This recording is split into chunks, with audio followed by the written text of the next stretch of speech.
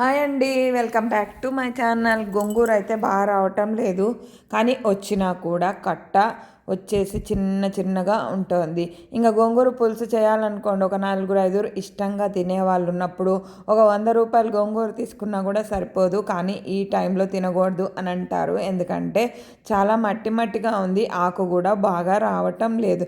మరి మీరు నాతో పాటు ఏకీభవిస్తే లైక్ చేయండి. మరి ఇప్పుడు నేను ఇంత దూరంగా చూపిస్తున్నా కదా, దీని మీద ట్రైల్ వేస్తున్నాను. నేను ఒక వీడియో స్టాండ్, ట్రైపాడ్ స్టాండ్ కొనుక్కున్నాను. అది ఎలా వర్క్ చేస్తుంది, ఒంటింట్లో వరకే షూట్ చేయడానికి నాకు చాలా ఇబ్బంది అవుతుంది. అందుకని నేను దాని మీద ట్రై చేస్తున్నా. అందుకని ఈ ఒక్క వీడియోని అప్లోడ్ చేస్తున్నాను. ఇంకా గోంగూర అన్నం పప్పు అయితే ఎప్పుడూ చూసేవే కదా, మరి గోంగూర పులుసు గురించి రెసిపీ అయితే చెప్పేస్తాను. ముందుగా మెంతులు ఒక 2 స్పూన్లు, మెంతులు ఎక్కువ ఉన్న ఈ గోంగూర పులుసుకి చాలా బాగుంటుంది. మెంతులును పచ్చిమిరపకాయలు టమాటా వేసి ఉడకబెట్టుకోండి. ఉడకబెట్టుకున్న తర్వాత మెత్తగా అయిపోతుంది. మెత్తగా అయిన తర్వాత గోంగూర కూడా 2-3 సార్లు కడుక్కోండి. ఇప్పుడు వచ్చే గోంగూర అయితే అస్సలు బాగుండటం లేదు. 2-3 సార్లు కడిగినా కూడా డౌట్ ఉంటే మళ్ళీ ఇంకోసారి కడుక్కొని ఇట్లా కింద నేను రాయి మీద పెట్టాను కదా, అలా పెట్టుకోండి. లేదంటే ప్లేట్లో కూడా పెట్టుకోవచ్చు. నేను పెట్టినట్టే పెట్టాలని రూల్ అయితే ఏం లేదు. ఇంకా గార్లిక్ అయితే నేను మొత్తం ఈ కొత్త బ్లెండర్ ఒకటి కొన్నాను కదా, ఆ దాంట్లో నేను చిన్న చిన్నగా పీసెస్ చేస్తే బాగుంటుంది. లేదు పాయలు పాయలుగా చేసుకున్నా కూడా బాగుంటుంది. ఇందులో మెయిన్ ఇంగ్రీడియంట్ వచ్చి మనం ఉడకబెట్టుకునే దాన్ని బట్టే మనకి గోంగూర పులుసు అనేది రెసిపీ సూపర్ టేస్టీగా ఉంటుంది. చేసిన రోజు కంటే నెక్స్ట్ డే అయితే ఇంకా బాగుంటుంది.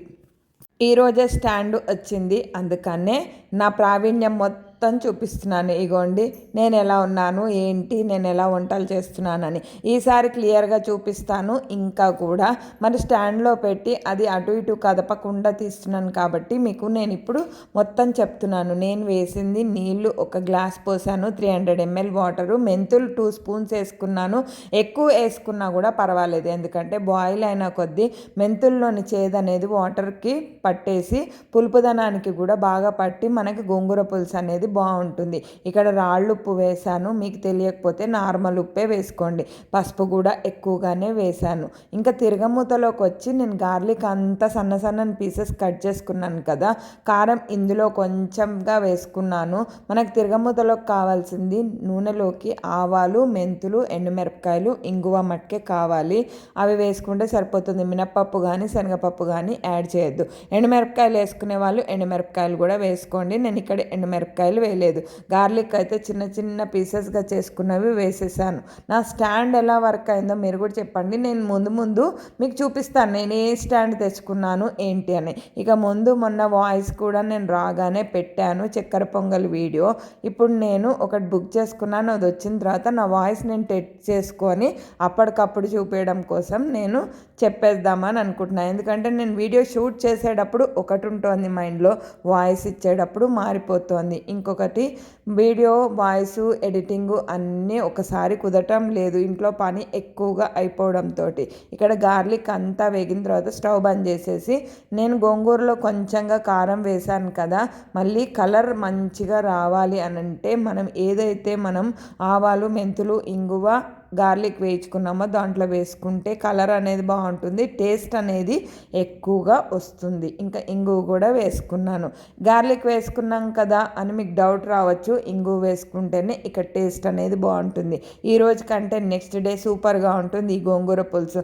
మరి సింపుల్గా మీరు కూడా ట్రై చేయండి. మరి అల్యూమినియంలో కాకుండా నేను స్టీల్ దాంట్లో చేశాను, ఎందుకంటే పులుపు ఎక్కువగా మనం స్టీల్ వాటిల్లో చేసుకుంటే మనకు మంచిదే అని నేను చెప్తున్నాను. ఇంకొకటి, ఇప్పుడు అల్యూమినియంవి వాడుతూ ఉంటే క్యాన్సర్ అనేది కూడా వస్తుంది. మరి మీరు కూడా జాగ్రత్త. మరి నేను గోంగూర పులుసు అంతా అయిపోయినాక తిరగమూత వేసేసాను. ఒక 2 minutes అయిపోతే మనం బంద్ చేసేసుకోవచ్చు. నేను కొంచెం 1/2 స్పూన్ మెంతిపిండి కూడా వేసాను. గోంగూర పులుసు రెసిపీ మొత్తం చెప్పాను, ఈసారి మీకు దగ్గరగా ఉన్నప్పుడు చూపిస్తాను. ఇగోండి మెంతిపిండి కూడా 1 స్పూన్ వేసుకున్నాను. ఎందుకు అనంటే మనకి గోంగూర పులుపుగా ఉందనుకోండి, దాన్ని మనకి పులుపు ఎక్కువగా లేకుండా మనకి టేస్ట్ అనేది ఇంక్రీజ్ చేస్తుంది. అందుకనే మెంతిపిండి వేశాను. ఈ వ్లాగ్ ఇక్కడితోటి ఎండ్ చేసేస్తాను. రేపటి మళ్ళీ ఫుల్ లెంత్ తోటి మీ ముందుకు వస్తాను, మంచి మంచి రెసిపీస్ చెప్దామని చెప్పి. ఇంకా మా లంచ్ అయితే కంప్లీట్ అయిపోవాలి, ఇంకా కంప్లీట్ కాలేదు, లేట్ అయింది. ఎందుకంటే కొంచెంగా వీడియోలు తీస్తూ చేస్తూ ఉంటాను కదా. మరి ఇక్కడ ఈ వ్లాగ్ ఎండ్ చేసేస్తున్నాను. థ్యాంక్ యూ, మరి బాయ్.